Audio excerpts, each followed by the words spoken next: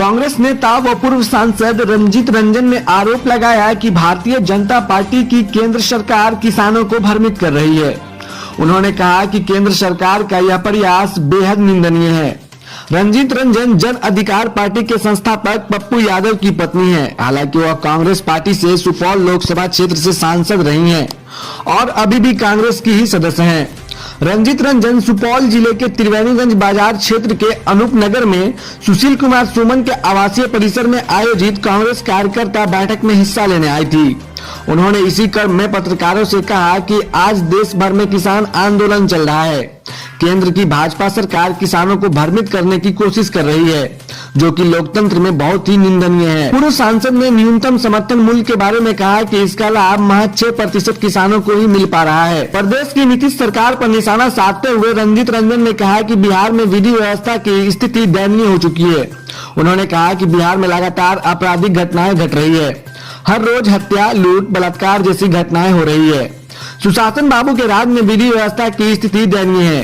Congress party बराबर इस बात को लेकर विरोध कर रही है। बंगाल में आसन विधानसभा चुनाव के बारे में उन्होंने कहा कि माकपा के साथ कांग्रेस का गठबंधन हुआ है और यह गठबंधन मजबूत स्थिति में है। रंजीत रंजन ने मीडिया को भी नहीं बख्शा। उन्होंने राष्ट्रीय चैनलों पर भाजपा की तरफदारी करने और डरी पत्रकारिता करने का आरोप लगाया। उन्होंने कहा कि आज के जो नेशनल चैनल हैं वह सिर्फ वही दिखाते हैं जो मोदी सरकार चाहती है।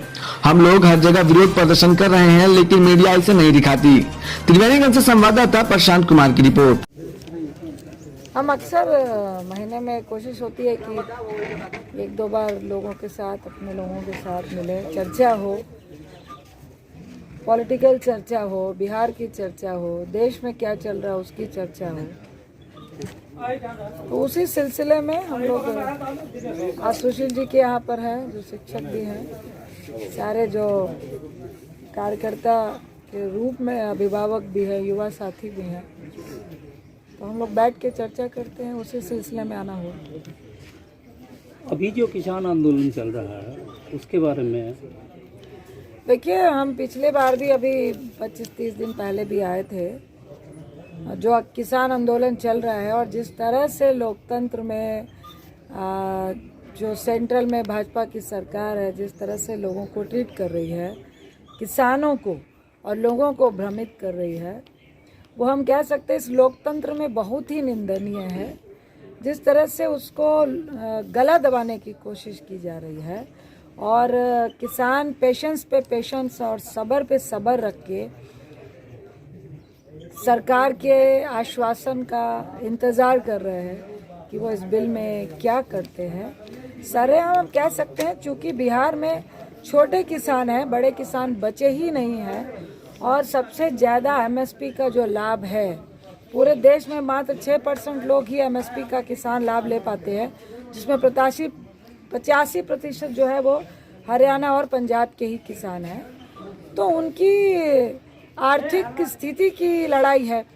अब तो उत्तर प्रदेश कहिए, राजस्थान कहिए, साउथ के फार्मर्स कहिए, सब लोग आ रहे हैं। समझ तो बिहार का किसान भी रहा है, लेकिन वो इतना मजबूत ही नहीं है, स्वावलंबी भी नहीं है। हम लोग को पूर्ण विश्वास है कि जिस तरह से आंदोलन चल रहा है वो निश्चित तौर पे इसमें जीत या हार का मामला नहीं है। सरकार को अपने अहंकार को दरकिनार करके किसान की जो जेन्युइन बातें हैं उसको स्वीकार करके हल निकालना चाहिए। बिहार में जो अभी आपराधिक घटनाएं बहुत ज़्यादा बढ़ी है, उसको लेकर के कांग्रेस पार्टी क्या करने जा रही है? देखिए, सवाल कांग्रेस पार्टी क्या करना चाह रही है या विपक्ष क्या करना चाह रही है, उससे पहले सवाल ये है कि आखिर आपराधिक घटना लगातार बढ़ क्यों रही हैं। लगातार खुलेआम यहाँ पे अभी मेरे को लगता है 20-25 दिन पहले ही 45 लाख रुपए की लूट हुई, सरेआम हुई। कहीं हत्या हो रही है, कहीं रेप हो रही है, कहीं मर्डर हो रहा है।